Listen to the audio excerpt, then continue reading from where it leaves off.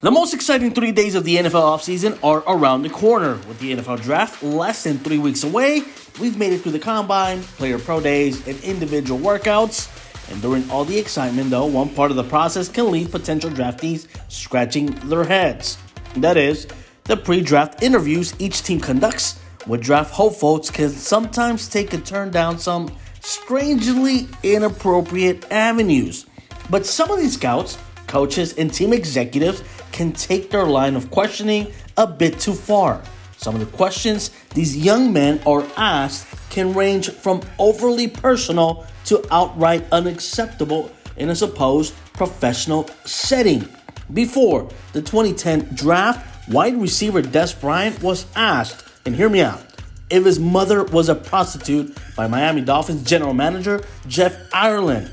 There are other ways to learn about a player's mental makeup or background. That question just shows how little many of these NFL front offices think of these players.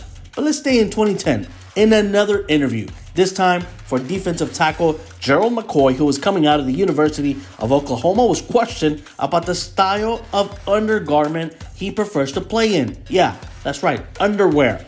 Someone asked me if I wore a G-string or a jockstrap when I played. McCoy told the NFL Network. This isn't nearly as offensive as what Bryant was asked, but it certainly wasn't a necessary question in evaluating McCoy. Let's go to cornerback Eli Apple of the Cincinnati Bengals.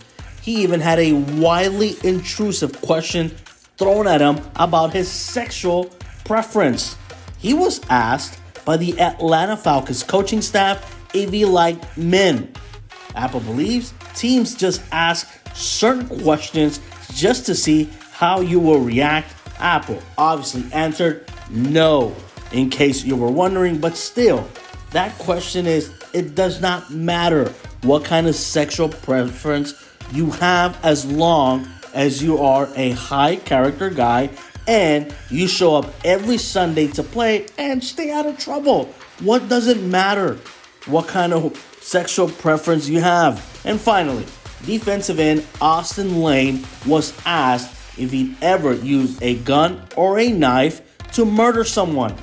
This one isn't as bad, but still a waste of time for the player and the interviewer. I'm sure they had many other questions that would have helped better evaluate Lane. Some of these questions are simply off the wall or too personal when it comes to asking them. You're trying to figure out the player as a person, of course, and how he is on the field. Some of these are simply out of line.